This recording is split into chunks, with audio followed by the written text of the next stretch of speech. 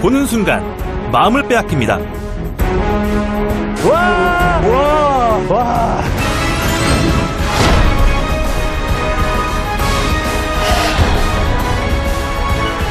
중국이 자랑하는 천하 제일의 절경을 찾아 떠난 여행.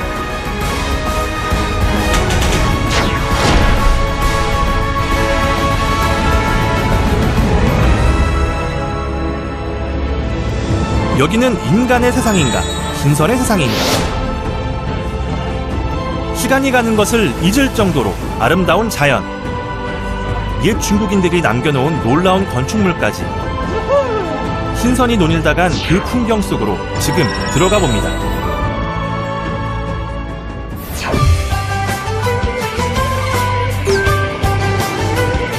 지역에 따라, 계절에 따라 마치 다른 나라를 여행하듯 색다른 즐거움을 주는 중국. 산과 바다가 어우러진 후지엔성. 공항이 있는 시아먼에서 차로 5시간. 오늘은 위안양시로 갑니다.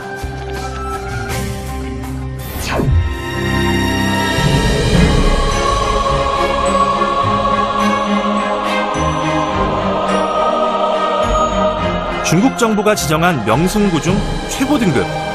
위안양시 풍경구는 그 길이가 무려 14km에 달하는 협곡입니다. 푸른 녹음과 거친 바위가 어우러지고 높은 골짜기와 절벽이 만나 그림 같은 폭포를 만들어내는 곳. 저는 지금 그곳으로 갑니다.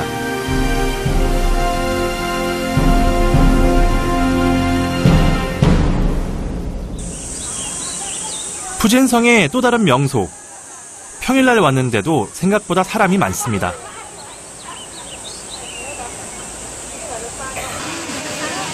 대부분 중국 전역에서 모여든 단체 관광객들인데요.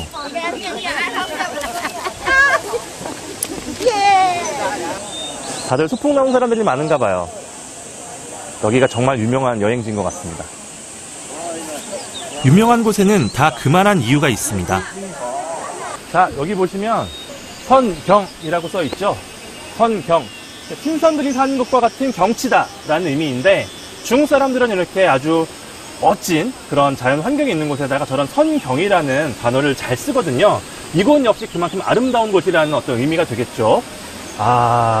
늘 이런 곳을 올 때마다 신선들이 사는 세계를 제가 방문하는 것 같은 느낌이 들어서 기대감을 막 이렇게 끌어올리는 그런 단어이기도 해요. 신선들의 세상이라니 과연 어떤 풍경일까요?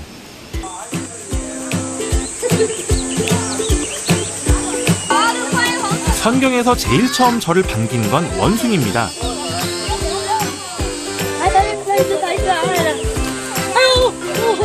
따로 키우는 것이 아니라 이 계곡에 사는 야생 원숭이들입니다. 와, 이렇게 가까이서 보는 건 진짜 처음인데. 와.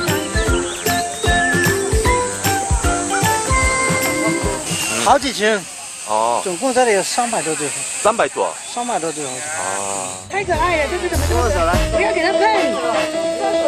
계곡 초입부터 원숭이가 시선을 붙잡고 사람들을 놓아주지 않네요.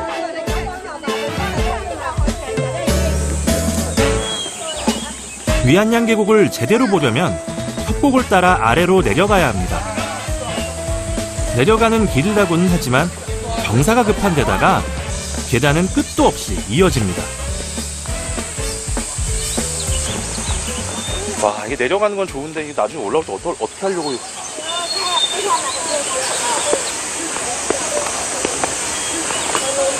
让他们先休息一下。可能真的受不了。受不了。 뭐 얼마나 대단한 풍경을 보여주려고 이러나 싶었던 그 순간. 우와.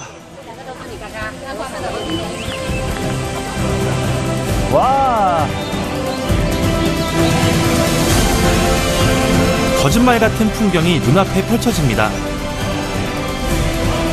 끊어질 듯 이어진 산세를 따라 계곡이 물결처럼 부비칩니다.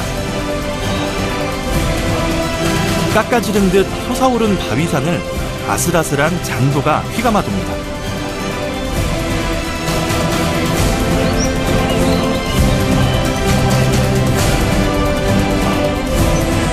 중국 사람들이 왜 산을 이렇게 올라오면서 신선에 대한 이야기를 나누는지 알 것 같습니다. 진짜 여기는 그 옛날에 여기까지 와서 이 광경을 본 사람이라면 누가 봐도 여기서 신선히 살 거라고 믿었을 것 같아요.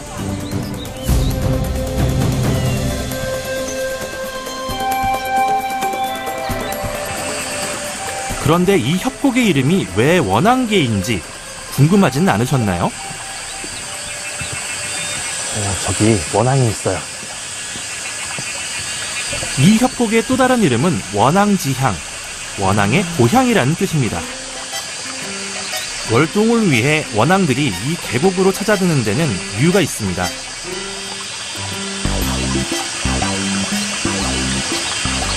독수리가 나타나면 원앙은 꼼짝없이 잡아먹힐 수밖에 없는 그런 위치에 있는 건데, 원숭이들이 독수리가 나타나면 깍! 그런 소리를 지르면 도망을 다니는 거죠. 그러면 그 소리를 듣고 원앙들도 저 식물 안쪽으로 싹 숨어버리는 겁니다. 그러니까 원앙과 이 원숭이는 서로 공생하는 관계라고 볼 수 있지 않을까요? 원앙이 겨울에 오는 철새라 보지는 못했지만 대신 호젓한 운치를 느끼고 합니다.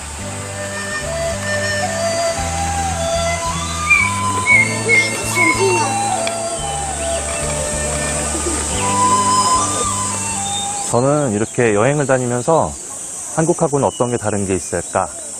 또 중국의 다른 데서 봤던 거하고 여기서 보는 건 또 어떤 차이가 있을까?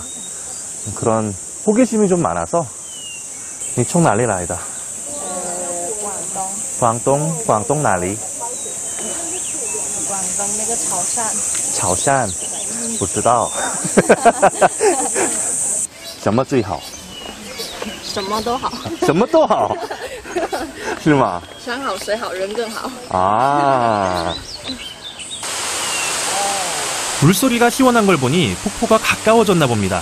와!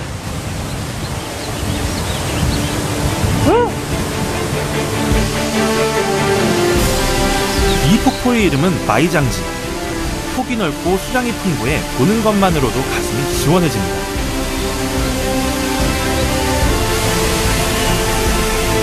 중국 사람들은 이 폭포가 있는 마이장지 수렴동을 전국의 5대 수렴동 중에서도 으뜸으로 꼽습니다.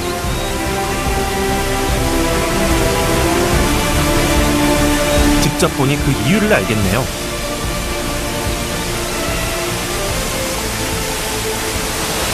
와, 진짜 높죠? 옛사람들은 이런 절벽을 천길 낭떠러지 이런 것을 100장이나 되는 어떤 높이 이렇게 표현을 하는데, 바로 이 폭포가 백장제라는 이름을 가진 폭포입니다. 그런데 이 폭포 바로 뒤에 동굴이 하나 있어요. 저쪽으로 보면 바로 동굴이 보이는데, 이 동굴의 이름이 수렴동입니다. 자, 여기가 바로 제가 그렇게 좋아하는 서유기의 손오공이 있었던 수렴동인데 이게 웬일이야? 생각보다는 좀 단촐하죠? 저는 수렴동이라고 해서 막 이렇게 큰 어떤 막 광장이 있고 막 이런 동굴을 생각했는데, 이 앞에 이렇게 이런 조그마한 공간이 이렇게 마련되어 있고요. 여기서 이렇게 딱 서면, 와, 폭포 떨어지는 모습이 또 여기서 보는 게 아주 장관입니다. 크기가 무슨 상관이겠습니까? 원숭이의 왕이었다는 손오공도 분명 이 경치에 반했을 겁니다.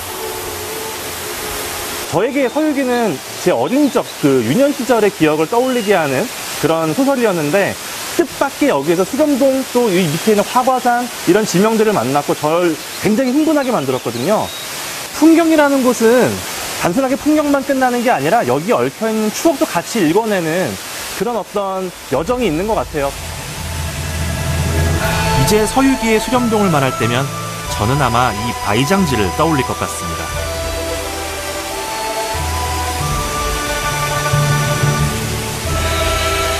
풍경에 즐거웠고 추억에 취했던 위안양 씨. 신선처럼 보낸 한나절이었습니다.